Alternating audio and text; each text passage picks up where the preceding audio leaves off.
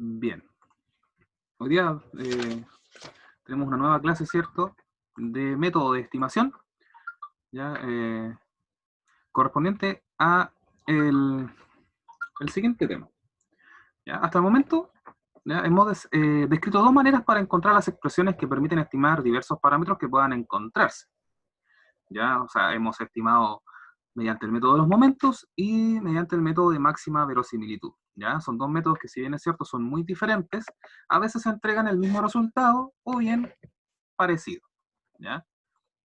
Entonces la pregunta que debemos hacernos ahora es, ¿cuán bueno es el estimador que pude construir, independiente del método? ¿Es capaz de generar una buena estimación? ¿Y si lo comparo con otros, es mejor o peor? ¿Qué pasa si la muestra es lo suficientemente grande? ¿Ya? Entonces, todas estas respuestas las vamos a contestar con lo que vamos a ver hoy, ¿ya?, que se denomina propiedades de los estimadores. ¿Ya? Ese es el tema de nuestra clase de hoy. ¿Vale? Entonces, partamos viendo qué son las propiedades de los estimadores como para entrar de lleno en esto. ¿Ya? Como dice ahí, son características que pueden o no cumplir y que están basadas en criterios de precisión y eficiencia, además de comportamiento a largo plazo. Ya ustedes, es cierto, en negocio a ustedes les gusta hablar del corto, mediano o largo plazo. ¿Ya? Entonces, las tres propiedades que vamos a ver tienen que ver con eso, ¿ya? Con cuán bueno o cuán de calidad es el estimador que yo obtuve. ¿Okay? Entonces, vamos a estudiar tres propiedades. Primero, el ensesgamiento. ¿Ya? Segundo, la eficiencia. Y tercero, la consistencia. ¿Ya? Es como cuando ustedes compran algún producto y lo comparan con otro de mejor o de peor calidad. Por ejemplo, si ustedes, no sé, ¿a ustedes les gusta la Coca-Cola o la Pepsi? ¿Cuál de las dos bebidas les gusta más? ¿Coca-Cola o Pepsi. la Pepsi? Ya. Coca-Cola. Independiente con que la mezclen, ¿eh? Me refiero a solamente la marca de bebida. ¿Ya? Coca-Cola o Pepsi. Entonces, ¿qué pasa si tú la comparas con una bebida que a lo mejor no es de tan buena marca, pero ¿cómo la eliges? ¿Cómo eliges una marca alternativa? Bueno, podrías elegirla, por ejemplo, por el sabor que tiene, si es parecido o no al sabor de la Pepsi. ¿Ya? Ahí tenemos algo de insesgamiento. O sea, cuán cercano es al valor que yo quiero. ¿Ya? Lo otro es, ¿me quita la sed? ¿O me da más sed? ¿O me da menos sed? ¿Ya? Eso tiene que ver con la eficiencia. ¿Ya? Si es que en realidad cumple con lo que yo quiero, que es que me quite la sed. Y la consistencia es, pucha, el sabor será rico, tendrá algún gusto a otra cosa, el sabor es muy diferente, las burbujitas no me hacen, no sé, cosquillas, qué sé yo.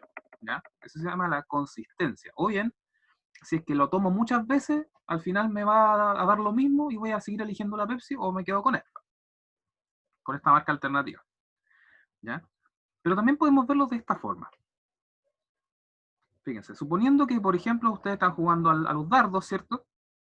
¿Ya? Son 4 tiradores, y el primero, fíjense, eh, no es muy eficiente, pero si uno saca el promedio de todos los disparos que hizo, son cercanos al centro. ¿Ya? Eso se llama ser insesgado, pero no eficiente. El tirador B, por su parte, ¿ya? Es como el más malito de los 4, ¿cierto? Aparte de no ser eficiente, porque los disparos son muy diferentes entre sí, tampoco se acerca al centro. ¿Ya? Este es como el peorcito de todos. ¿Ya? El tirador C, en cambio, es mucho más eficiente porque los disparos que hace son mucho más cercanos entre sí, son parecidos, ¿cierto? Tienen poca distancia, pero aún siguen estando lejos del centro. En cambio, el mejorcito, el tirador D, ¿ya? Le achunta generalmente a todo lo que está al centro y más encima es bastante preciso para acertar. ¿Ok? Algo muy parecido ocurre con los estimadores que uno calcula o que uno usa, ¿ya? Principalmente la media aritmética o la varianza. ¿Ya? Nosotros lo que vamos a hacer hoy día es tratar de entender cómo verificamos si un estimador cumple con estas características para que ojalá sea como D, ¿ya? Y no sea como B o como A, ¿vale? Entonces, vamos a ir viendo cada una de las propiedades, ¿no es cierto?, con un ejemplo, ¿ya? Así que para que estén concentrados ahí, atentos. Primera cosa, la definición de insesgamiento. Vamos a leerla muy lentamente. Sea una muestra aleatoria de n observaciones, miren, de x1 hasta xn, de alguna distribución con parámetro θ. Ya, ustedes ya saben que ocupamos θ como parámetro genérico, pero ustedes pueden pensar que es cualquier parámetro. Ya, mu, sigma cuadrado, p, alfa, beta, qué sé yo. ¿Vale? Nosotros ya hemos trabajado diversos ejemplos con distintos parámetros. Además, se tiene θ gorro, que es un estimador obtenido por algún método determinado. ¿Ya? Cualquiera de los dos. Se dice que θ gorro es un estimador insesgado si la esperanza de ese estimador es igual al parámetro. ¿Ya? A lo mejor no se ve muy claramente. ¿Ya? Entonces lo podemos explicar de esta manera. El promedio de la distribución muestral del estimador equivale al valor del parámetro. En el fondo es lo que está ocurriendo con el tirador A o con el tirador D. ¿Ya? Si bien es cierto, uno es menos preciso que el otro, pero ambos en promedio se acercan al centro, que es el parámetro que uno quiere. ¿Perfecto? Por otro lado, si el estimador no es insesgado, podemos definir el sesgo. En otras palabras, cuánto se equivoca el investigador, ¿no es cierto?, al calcular el estimador, y es solamente una expresión llamada B, que es la esperanza del estimador menos el parámetro. ¿Ya? En el fondo es saber cuánto se equivoca, en promedio. ¿Ok? Calmación. Vamos a ver un ejemplo de esto. Primer ejemplo. Dice que tomamos una muestra aleatoria de una distribución normal, clásica, con media mu. Nada nuevo. Demostrar que x barra, o la media aritmética, es un estimador insesgado de mu. ¿Ya? ¿Qué es lo que tendría que pasar? Que la esperanza de x barra debería ser igual a mu. ¿Ya? Tiene que cumplir con eso. Entonces, vamos a ver qué es lo que sucede con la esperanza de la media aritmética. Ya. Esto igual es importante que lo tengamos claro porque es probable que lo ocupemos en bastantes ocasiones. Fíjense, lo primero que hacemos es mostrar la x barra como la suma de los datos partido n. ¿Ya? Es su definición. Pregunta para ustedes ahora, ¿qué debería pasar con la constante n? Si es que se acuerdan de esperanza, obviamente.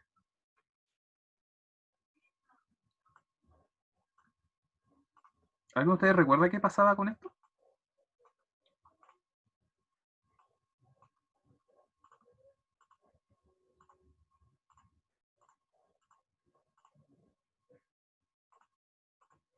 O al menos del semestre anterior, ¿cierto? Cuando veían esperanza y varianza, ¿se acuerdan lo que pasaba, no? Afuera, lo dejamos afuera. Afuera de la constante, ¿cierto? Fíjense, una pista. Esto es lo mismo que cuando uno hace integrales. ¿Ya? Las constantes pasan afuera de la integral. Acá en la esperanza también. ¿Ya? Las constantes pueden salir de la esperanza, ¿cierto? Multiplicando. Entonces, el n que está aquí abajito, que en realidad es 1 partido por n, queda afuera por la esperanza de la suma de los datos. ¿Ok? Por eso les pido que se concentren. Después de esto, fíjense, tenemos la esperanza de una sumatoria. ¿Qué es lo que pasaba, por ejemplo, en las integrales? ¿Qué pasaba con la integral de una suma?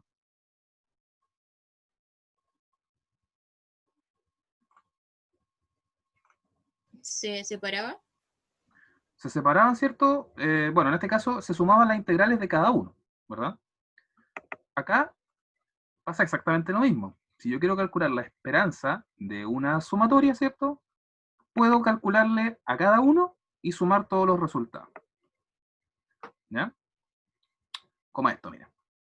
La esperanza de la suma es la suma de las esperanzas, ¿vale? Por lo tanto, puedo ingresar el operador E adentro. Y aquí viene lo importante. Como cada xi tiene media mu, ¿cierto? Porque todas provienen de la distribución normal, todas tienen media mu, entonces la esperanza de xi es mu para todo i. ¿Ya? O sea, este es mu para todos los casos. Profe, Dígame. y en ese caso se da lo mismo que la integral, que en este caso toda la sumatoria estaría multiplicada al final por 1 partido n, ¿verdad? Claro, o sea, el 1 partido por n se mantiene hasta el final del cálculo que hagamos. Ah, ya. ¿Viste? Entonces, ahora viene lo importante. Dado este resultado que tenemos aquí abajo. Fíjense. Estamos en esta parte. Estamos en 1 partido n por la suma de las esperanzas de x. Acabamos de decir que la esperanza de x es mu para todos los casos. ¿Qué pasa al sumar una constante mu n veces? Se multiplica por mu, n. Por Queda n, ¿cierto? mu. Correcto. Muy bien, excelente. La sumatoria de n veces una constante es n por mu en este caso. ¿Ya? ¿Qué pasa ahora con este otro n de abajo? ¿Se anulan? Se anula, se simplifica, ¿cierto? O se dividen, quedando 1. Eso, very good. Y nos queda finalmente que la esperanza de x barra, ¿cierto? Es mu.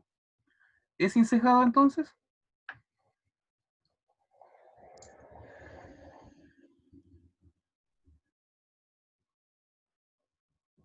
Sí. Sí. ¿Ya? Con más seguridad. Sí, porque en este caso el promedio del estimador, ¿cierto? Nos dio el parámetro que estábamos estimando. ¿Ya? En el fondo, acertamos, ¿no es cierto?, con este estimador. ¿Ya? Por lo tanto, x barra es un estimador insesgado de mu. Entonces, la mecánica de esto, por lo general es así, con las funciones parecidas a las medias. ¿Ya? Generalmente va a haber sumatoria, ¿cierto? Ustedes van a tener que determinar ahí que la esperanza de la variable es tanto, ¿cierto?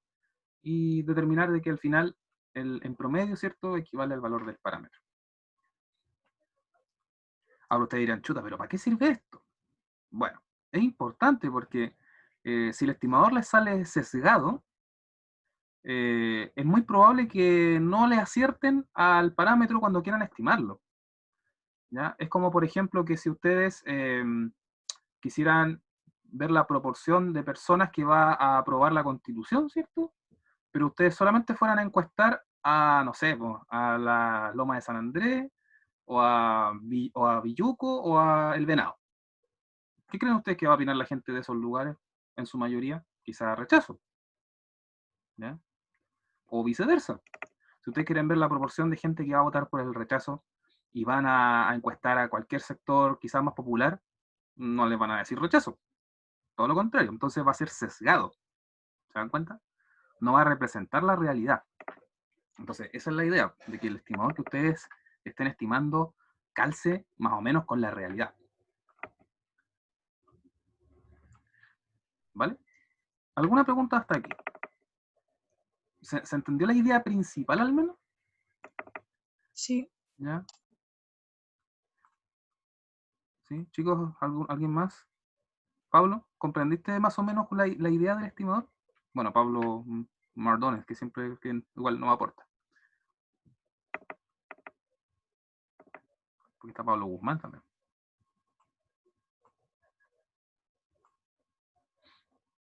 Macarena, ¿alguna duda? No por ahora, profe. Muy bien. Felipe, ¿alguna duda por ahora? No, profe, todo bien. Estupendo.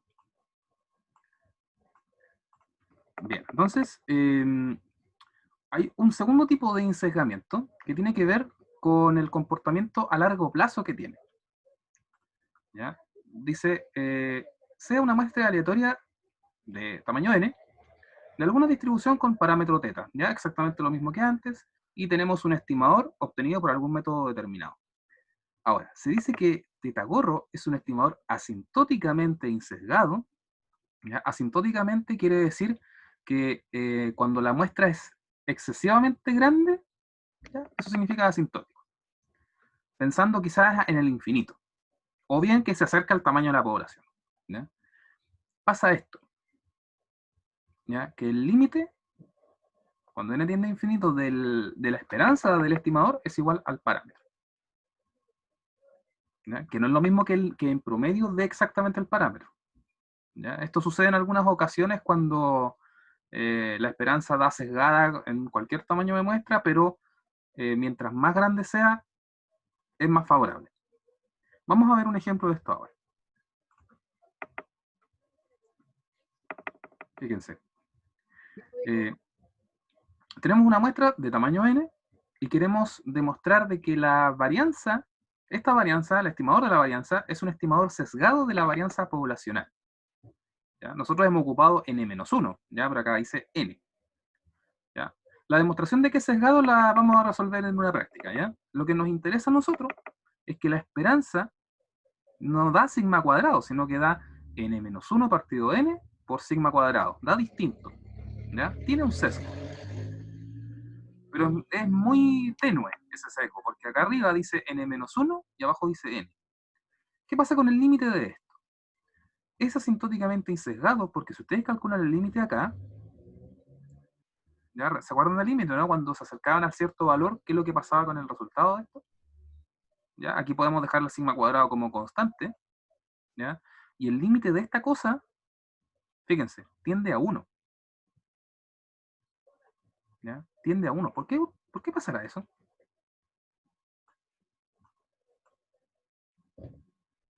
¿Por qué tiende a 1 esta cosa?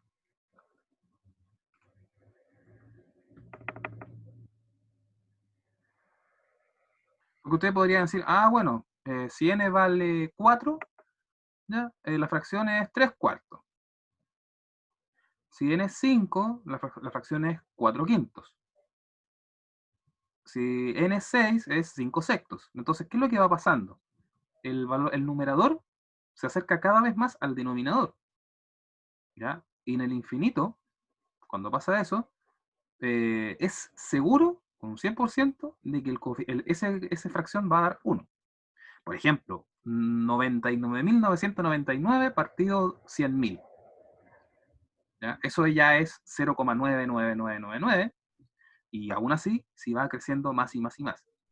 Entonces, este límite tiende a 1. Por lo tanto, asintóticamente nos acercamos a la varianza, aunque sea sesgado. ¿Ya? En resumidas cuentas, el estimador se aleja un tanto del valor, pero eso se puede compensar si la muestra es más grande. ¿Ya? Por eso es importante que las muestras ojalá no sean pequeñas dentro de lo posible. ¿Ya? Y si son pequeñas, bueno, ahí hay que tener un poquito más de cuidado. Bien. Vamos a la segunda. A la segunda propiedad. ¿Ya? Que tiene que ver con la eficiencia. ¿Ya? Ya vimos la primera propiedad en la que el sabor de la bebida tiene que ser ojalá parecido al que a mí me gusta. ¿Qué es lo que es la eficiencia? Dice, sea una muestra aleatoria de tamaño n, de alguna distribución con parámetro θ. Ahora, sea un conjunto de estimadores, ¿ya? Que sean candidatos, ¿ya? Para estimar θ. Se dice que un estimador es eficiente cuando tiene la menor varianza. ¿Ya? O en otras palabras, que es el que se equivoca menos. ¿Ya? Entonces dice, esto es que entre todos los estimadores candidatos para estimar θ se elige el de menor variabilidad. La siguiente es una manera de calcular la variabilidad, que se llama error cuadrático medio. ¿Ok? Tranquilidad, yo sé que a lo mejor se están mareando un poco con tanta definición nueva, pero la estamos aprendiendo recién. Ya cuando uno hace los ejercicios se vuelve mucho más rutinario y se puede comprender mejor. ¿Ya? Fíjense, el error cuadrático medio es una medida para calcular la variabilidad del estimador y se define de esta forma, como la esperanza de θ gorro menos θ, que en el fondo esto es el sesgo, al cuadrado. ¿Ya? ¿Por qué al cuadrado? Porque es como una varianza, ¿vale? Pero esta expresión se ve un tanto complicada de hacer. Entonces, puede demostrarse que en realidad el error cuadrático medio se puede calcular como esto, ¿ya? Para facilidad, ¿ya? Corresponde a la varianza del estimador sumado el sesgo, pero elevado al cuadrado. ¿Ya? Es una forma más simplificada de hacerlo. Pregunta, si un estimador es insesgado, ¿cuánto vale el sesgo?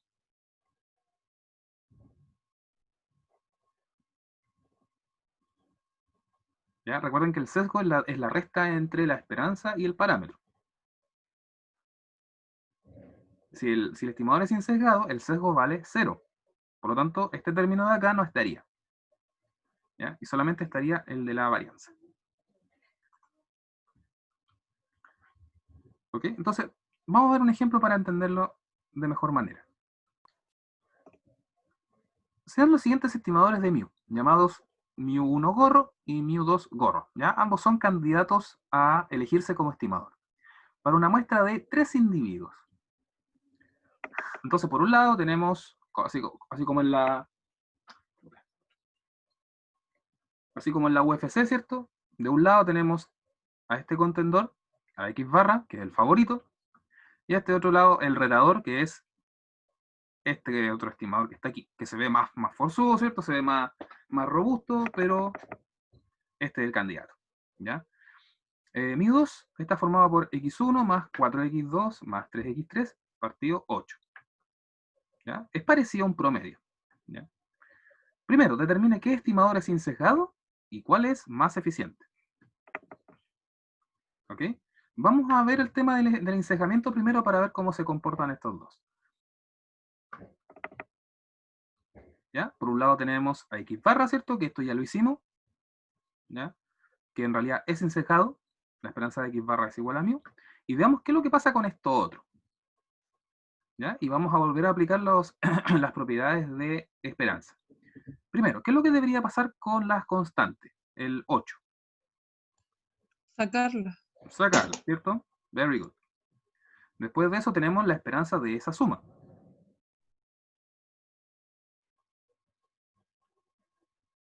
¿Cómo lo podemos separar ahí?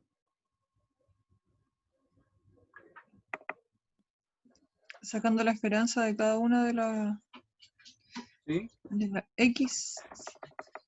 Sería esperanza de x1, ¿cierto? Después. Fíjense que hay una constante, acá hay un 4. Entonces quedaría 4 por Más esperanza de 4 esperanza X2. Excelente, Pablo, muy bien. ¿Y el otro? 3 esperanza de X3. Excelente. ¿Ya? Ahí está. Ahora, como todas estas tienen media mu, cada una de estas tiene media mu, entonces nos va a quedar mu más 4 mu más 3 mu. ¿Ya?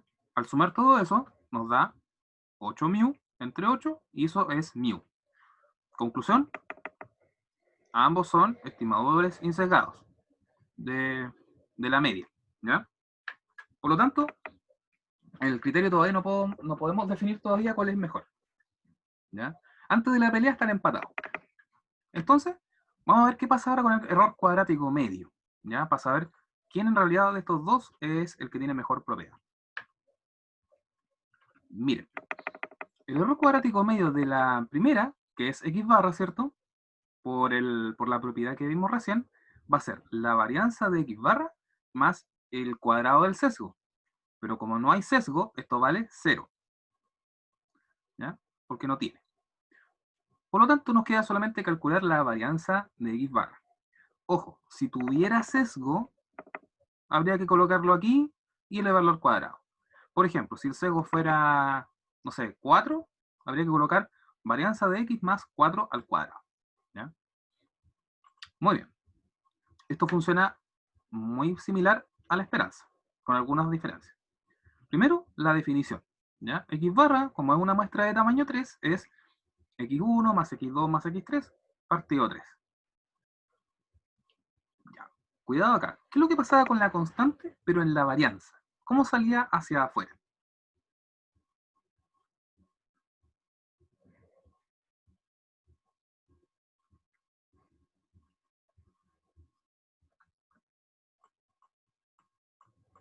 Pensémoslo de esta manera. Las varianzas son sumatorias al cuadrado. Por lo tanto, este 1/3, ¿cómo debería salir hacia afuera? Un noveno. Excelente, un noveno. ¿Ya?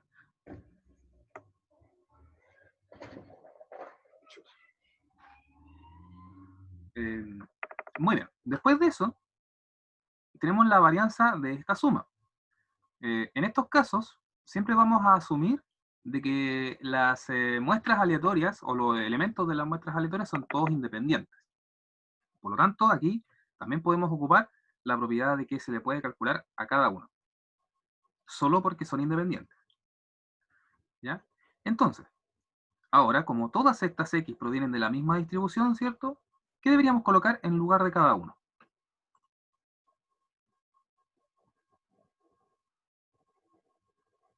¿Cuál es la varianza usual que ¿Mío? ponemos?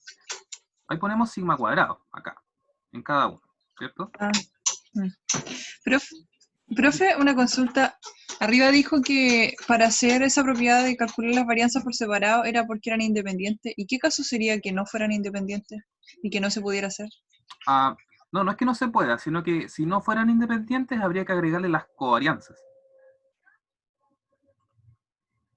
Ah, ¿Ya? Y eso es alargar un poquito en los términos, y ahí habría que saber cuánto vale la covarianza, pero eso sería enredar las cosas. Pero por lo general siempre se asume de que los elementos de las muestras son independientes entre sí.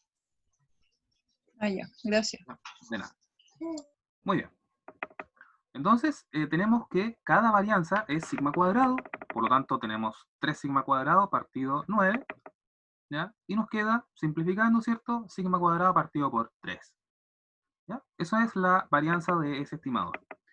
Que si ustedes recuerdan del primer capítulo, la varianza de x barra era sigma cuadrado partido n. Y en este caso, n vale 3. ¿Ya? Nada nuevo hasta aquí. ¿Qué es lo que pasa con el retador? Con la μ2.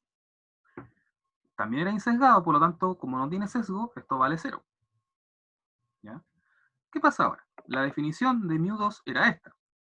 1/8 de x1 más 4x2 más 3x3. 1/8, al igual que antes, sale al cuadrado como 1 partido por 64. ¿Qué es lo que pasa ahora al separar las varianzas? Aquí también son independientes, pero no va a quedar igual que esto. ¿Cómo debería quedar aquí abajo?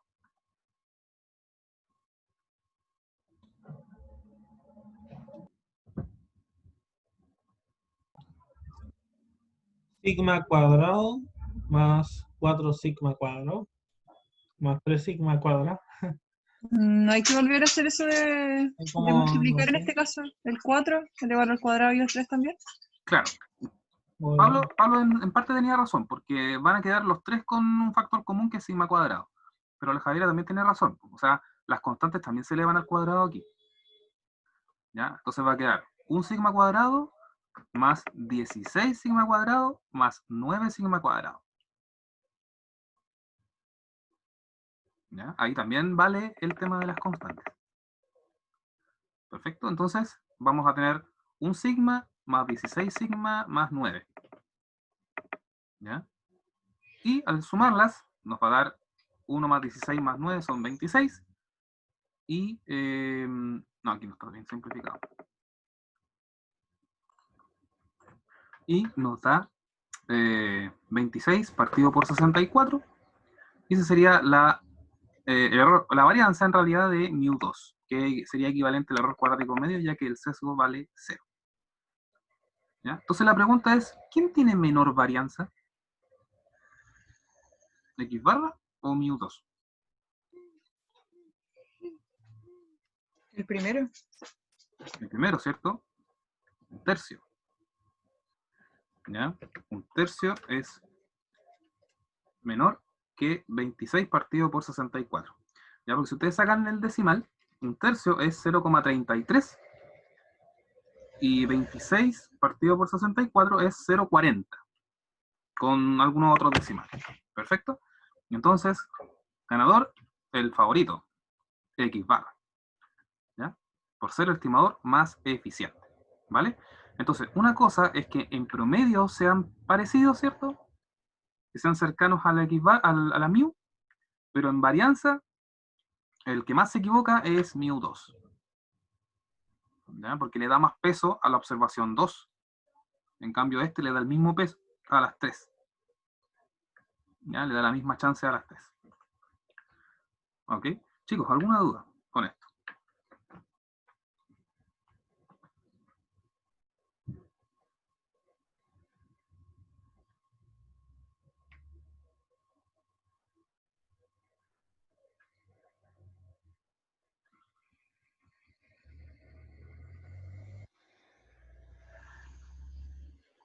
¿ya? Aunque No, profe. que no hayan, aunque igual si no se haya entendido, recuerden que pueden ver el video cuantas veces quieran, así que ahí lo van a ir viendo varias veces hasta que se lo aprendan. ¿Ya? En eso no hay problema. Eso es lo bueno de las teleclases, como se dice. ¿Ya? De que pueden verlo cuantas veces se les cante. Profe, Dígame, Camila. es que la verdad estaba revisando el video que subió ayer de maximización ¿Ya? y no es el video correcto. Subió ¿No? parece que el de otra clase porque de hecho no reconocí las voces que hablaban, que respondían. Ah, ya. Ya lo voy a revisar. Sí, es el último que subió, es como de otra clase. Perfecto.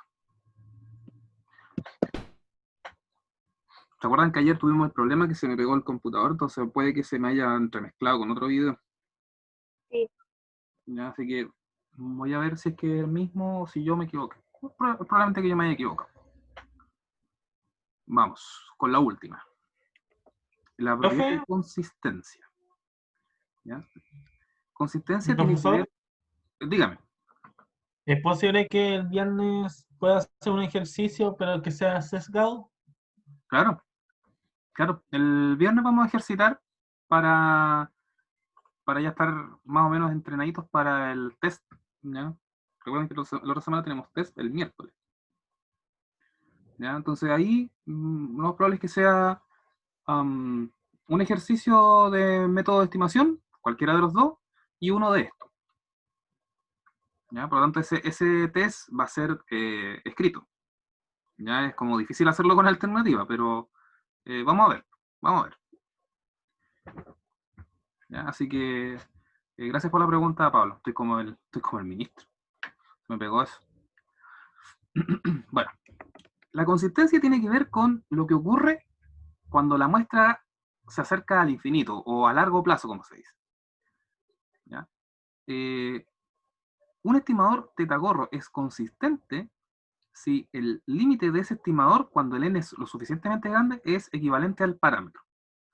Y esto es razonable, ¿ya? Porque si uno, por ejemplo, tiene una población de 1000 y puede encuestar a esas 1000 personas, es porque el límite va a dar el valor del parámetro, ¿ya? Va a dar exacto, ¿ya? Ahí no va a ser necesario hablar de estimador ni nada, porque va a ser el valor real del parámetro. En otras palabras, cuando la muestra es lo suficientemente grande, la probabilidad de que la diferencia entre el estimador y el parámetro sea positiva tiende a cero. Es decir, que se va a comprimir tanto esa diferencia que va a llegar un momento en el que las dos van a ser iguales. ¿Ya? Con probabilidad 1. Entonces, un teorema que nos permite visualizar esto de mejor forma es el siguiente. Sea θ gorro un estimador obtenido por algún método determinado. Se dice que θ gorro es un estimador consistente si cumple las siguientes condiciones. Primero, que la esperanza de θ gorro sea igual a θ, es decir, que sea asintóticamente y sesgado, que al infinito, ¿cierto?, se comporte igual que el parámetro. Y la segunda característica es que la variabilidad, la varianza, sea cero a largo plazo. Es decir, que a medida de que yo incremento el tamaño de la muestra, lo que yo me equivoque es cada vez menos, a tal punto de que el infinito sea cero.